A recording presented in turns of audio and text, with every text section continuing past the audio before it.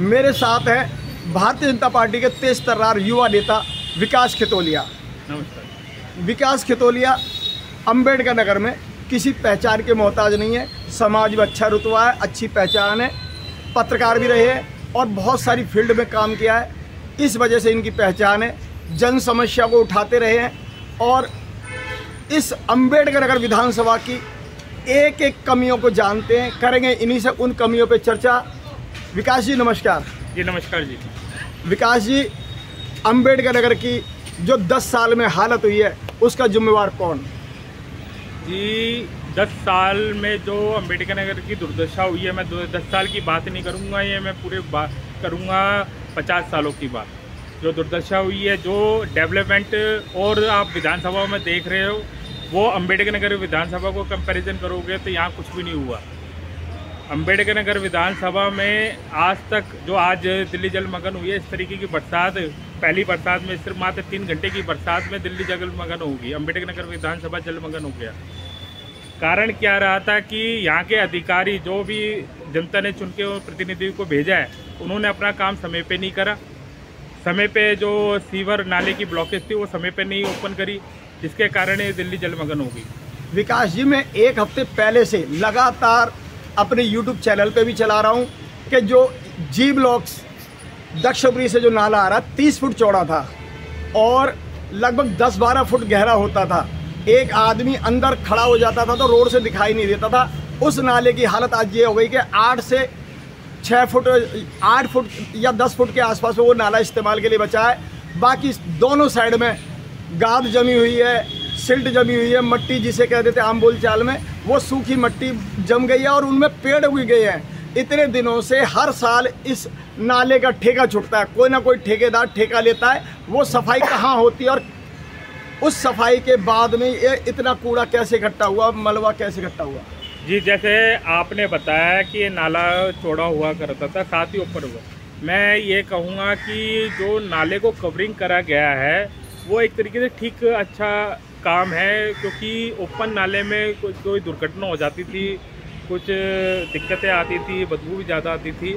उसको कवर करके काम अच्छा करा है, जिस सरकार ने करा काम अच्छा करा है। मगर अगर उस नाले की साफ सफाई और उसकी ब्लॉकेज को अगर समय रहते अगर उसको उस पर ध्यान दे तो मेरे ख्याल से वो काम बढ़िया रहेगा। मैं नाले ढकने की बात नहीं कर रहा। जो पार्किंग बनाई वो तो ठीक है, लोगों की सुविधाएं, गाड़ियां बनी है, उनको खड़े करने के लिए भी जरूरत थी। मगर मैं ये कह रहा हूँ जो प्रॉपर सफाई होनी चाहिए थी, जो मिट्टी जमी, वही मैं कह रहा हूँ, और जो सिल्ट जम गई है, उस सिल्ट, गाद और मिट्टी के जमने की वजह से जो नाले का जो जल प्रवाह होना चाहिए था उसमें रुकावट पैदा हुई।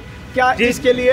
बिल्कुल उसकी वजह से ही प्रॉब्लम हुई है। जो आज अम्बेडकर नगर विधानसभा जलमग्न हुआ है वो यही कारण है कि उसकी नाले की और जो आप बता रहे गंद, जो मलबा है, उसे प्रॉपर साफ नहीं करा। समय रहता है अगर वो साफ किया होता तो शायद ये कुछ नहीं हुआ। इस तरह के मेरी जानकारी में 4 नालों की तो मेरे पास जानकारी हो सकता है 5 भी हों, बड़े नाले हैं जिनकी विधिवत सही तरीके से सिस्टम से कोई भी सफाई नहीं हुई है। जिस जगह हम अभी खड़े हैं ना महोदय, ये नाला काफ़ी बड़ा है और मेन अम्बेडकर नगर का एग्जिट पॉइंट यही चैम्बर है। जो आप ये देख रहे हैं मेरे राइट में, यही मेन चैम्बर है, ये ही एग्जिट पॉइंट है। अगर इसको सबसे पहले साफ़ किया जाता है तो पीछे वाला जो गंदा आ रहा है वो शायद रुकता नहीं है, यहीं आके ब्लॉकेज हुआ है मेन। तो मैन कहीं ना कहीं इसमें ठेकेदारों की लापरवाही रही, ठेकेदारों को पेमेंटें होती रही, अफसरों ने आके चेक नहीं किए। अगर वो चेक करते, नाले पूरे प्रॉपर साफ होते तो जल भराव की जो समस्या वर्षों से जो नज़र आती है वो नज़र नहीं आती। जी बिल्कुल, जो ठेकेदार है, अधिकारी है, उनका काम बनता है, वो काम इसी चीज़ की सैलरी जो उन्हें पे दी करी जा रही है वो इसी काम के लिए करी जाती है। वो अपना काम समय पे करे, दुरुस्त करे। क्या जल बोर्ड भी अपनी जिम्मेवारियों को निभा रहा है इस टाइम में?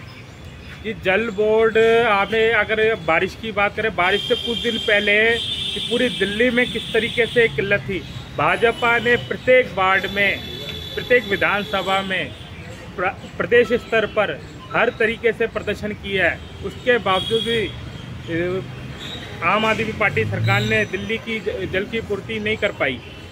ठीक रहा वो फोड़ते हरियाणा पे, हिमाचल पे कि हमें पानी नहीं मिल रहा, आतिशी नाटक करके धरना प्रदर्शन में बैठ जाती है। तो वो तो इंद्रदेव थोड़े से हम पे खुश हुए कि उन्होंने बारिश करी, थोड़ी सी गर्मी से राहत मिली, मगर साथ में वो पहली बरसात हमें कितनी मुसीबत लेकर आई है ये आप देख सकते हैं। क्योंकि उस बरसात में या उस नाले के पानी से चलने वाले में कितनी बीमारियाँ होगी, डायरिया, मलेरिया, डेंगू, कितनी बीमारियाँ उससे उत्पन्न होगी, ये आप देखिए ना। अगर ये अधिकारी प्रॉपर पहले से मेरे दिमाग में एक सवाल आ रहा है, जिस तरह से अब ये पहले तो पानी पीने को नहीं दे पाए साफ, गंदा पानी आता था नलों में, या फिर पानी आता नहीं था, या फिर अब क्या जब जल भराव होगा क्या हरियाणा को सब दोबारा दोषी ठहराएंगे? ये तो अब इंद्र देवता को दोषी ठहराएंगे, हरियाणा से हिमाचल को नहीं देंगे। नहीं, ये कहीं ये तो नहीं कह देंगे कि हरियाणा ने पानी ज़्यादा छोड़ दिया। ये तो यही कहेंगे हिमाचल ने, हरियाणा ने पानी नहीं छोड़ दिया, इंद्र देवता की गलती है जी, इंद्र देवता ने बारिश ज़्यादा कर दी इस बार। जैसे पिछले साल कह रहे थे कि हरियाणा ने ज़्यादा पानी छोड़ दिया, क्या फिर दोबारा से वैसे ही आरोप लगाएगी आम आदमी पार्टी सरकार? जी नहीं, ये ऐसा कोई आरोप नहीं। मैंने बताया ना कि हरियाणा और उस पर सरकार आरोप लगाएगी, प्रत्यारोप लगाएगी, वो अलग विषय है। मगर ये है कि आप आम आदमी पार्टी का बचाव करते क्यों नजर आते हैं इस मुद्दे पर?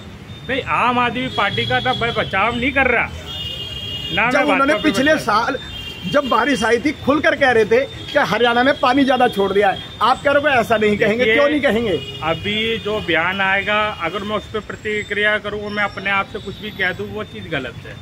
जो आप पूछ रहे हो, मेरे से कुछ खिलवाना चाहते हो, वो चीज़ गलत है।